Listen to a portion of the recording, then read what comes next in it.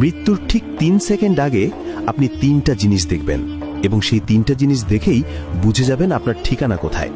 কি দেখবেন, কিভাবে বুঝবেন? শেষ পর্যন্ত দেখুন, হৃদয় কেঁপে উঠবে। আসসালামু আলাইকুম ওয়া রাহমাতুল্লাহ।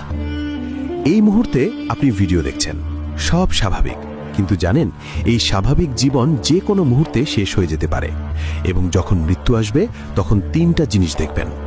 প্রথমত, আপনার সামনে আপনার পুরো জীবন ফ্ল্যাশের মতো চলে যাবে। ছোটবেলার দুষ্টুমি থেকে শুরু করে আজ পর্যন্ত প্রতিটা ভালো খারাপ কাজ একসাথে দেখতে পাবেন। রাসূল সাল্লাল্লাহু আলাইহি ওয়াসাল্লাম বলেছেন, মৃত্যুর সময় মানুষের পুরো জীবন চোখের সামনে আসে। সেই মুহূর্তে আফসোস হবে, কিন্তু আর কিছু করার থাকবে না। দ্বিতীয়ত, আপনি মালাকুল মউত অর্থাৎ মৃত্যুর ফেরেশতাকে দেখবেন।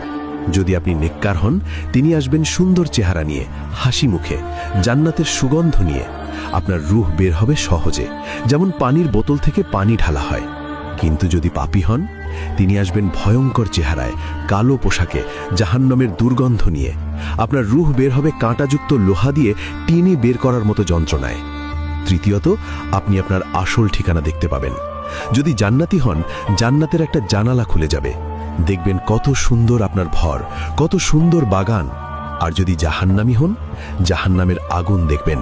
সেই ভয়ে আপনার রূহ শরীর থেকে বের হতে চাইবে না, কিন্তু জোর করে বের করা হবে। হাদিসে আরও এসেছে, মৃত্যুর সময় ঈমানদার বলবে, আহ, আমি কেন আরও নেক আমল করলাম না?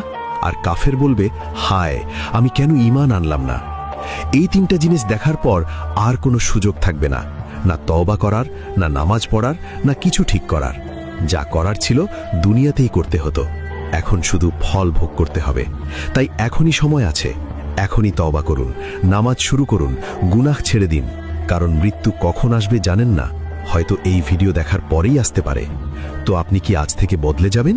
লাইক করুন, শেয়ার করুন।